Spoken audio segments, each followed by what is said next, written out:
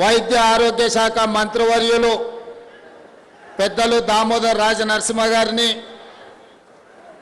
రాజ్యసభ సభ్యులు వేం నరేందర్ రెడ్డి గారిని, మరో రాజ్యసభ సభ్యులు అనిల్ కుమార్ యాదవ్ గారిని, భువనగిరి పార్లమెంట్ సభ్యులు చామల కిరణ్ రెడ్డి గారిని, శాసనమండలి సభ్యులు అద్దంకి దయాకర్ గారిని, అదేవిధంగా హైదరాబాదు రంగారెడ్డి జిల్లాలో సుదీర్ఘకాలం ప్రజాప్రతినిధిగా పనిచేస్తున్న పెద్దలు మల్రెడ్డి రంగారెడ్డి గారిని, అదేవిధంగా సికింద్రాబాద్ కంటోన్మెంట్ శాసనసభ్యులు యువమిత్రులు గణేష్ గారిని, అదేవిధంగా మాజీ శాసనసభ్యులు మిత్రులు మైనంపల్లి హనుమంతరావు గారిని, మరో మాజీ శాసనసభ్యులు మేడ్చల్ నియోజకవర్గ బాధ్యులు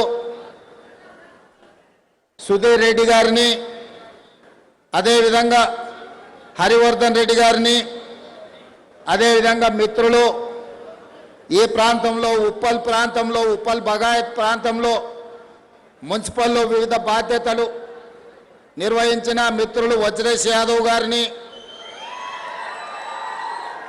అజయ్ కుమార్ను, మల్రెడ్డి రామరెడ్డి గారిని, వివిధ కార్పొరేషన్లకు సంబంధించిన చైర్మన్లను, ప్రజాప్రతినిధులను, మున్సిపల్ మరియు వైద్య ఆరోగ్య శాఖకు సంబంధించిన ఉన్నతాధికారులను, పోలీస్ సిబ్బంది అందరికీ కూడా ఈ సందర్భంగా అభినందనలు తెలియజేస్తున్నా. ముఖ్యంగా ఇంత మంచి కార్యక్రమాన్ని ఏర్పాటు చేసి క్రమశిక్షణతో మా ఆడబిడ్డలందరూ వేలాదిగా వచ్చి ఆశీర్వదించి ఈరోజు ఇక్కడ కూర్చున్నందుకు మా సోదరీమణులకు అందరికీ ఈరోజు మనస్ఫూర్తిగా ధన్యవాదాలు తెలియజేస్తున్నా. అదేవిధంగా మా అధికారులకు ఒక సూచన చేయదలుచుకున్నా. ఎప్పుడు నా కార్యక్రమాన్ని ఏర్పాటు చేసినా నా కుడి వైపున ఇక్కడి నుంచి అక్కడి వరకు ఆడబిడ్డలకు కుర్చీలు వేసిన తర్వాతనే ఎడమ వైపున మా యువ సోదరులకు కుర్చీలు వేయండి. ఈరోజు వేలాది మంది వచ్చింది మా ఆడబిడ్డలు. వాళ్ళందరినీ వెనక భాగాన కూర్చోబెట్టి మా రాజకీయ మిత్రులందరినీ ముందల కూర్చోబెట్టారు.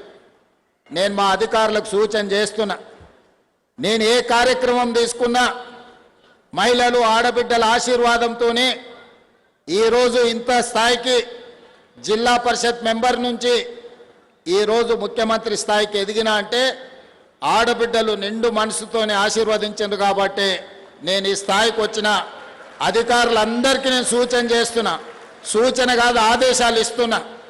నేను నిలబడి మాట్లాడే వేదికలో నా కుడి వైపున మొత్తం మహిళలే కనిపించాలి. మహిళలు కూర్చున్న తర్వాత వాళ్ళ వెనకాల ఇతరులను కూర్చోబెట్టండి, ఎడమ వైపున మా పురుషులను కూర్చోబెట్టాల్సిందిగా నేను ఆదేశాలు ఇస్తున్నా. అదేవిధంగా మిత్రులారా, మీకు అందరికీ తెలుసు 2018 శాసనసభ ఎన్నికల్లో కొడంగల్లో జరిగిన గందరగోళం, ఆ ఎన్నికల్లో వచ్చిన ఫలితాలు, శాసనసభ్యుడిగా ఓటమి చెంది రాజకీయంగా గట్టి ఎదురుదెబ్బ తగిలిన సందర్భంలో 4 నెలలు తిరిగే లోపల పార్టీ ఆదేశించి మల్కాజ్గిరి పార్లమెంటు నియోజకవర్గం నుంచి ఎన్నికల బరిలో దించారు.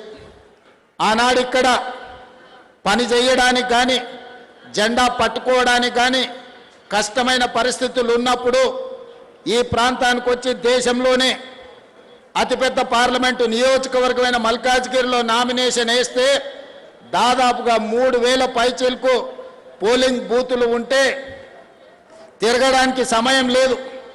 వాస్తవంగా మన మల్కాజ్గిరి పార్లమెంట్ నియోజకవర్గం ఎంత పెద్దగా ఉందంటే ఎంపీగా 5 సంవత్సరాలు మొత్తం తిరిగినా సరిపోనంత విశాలంగా విస్తరించి ఉన్నది.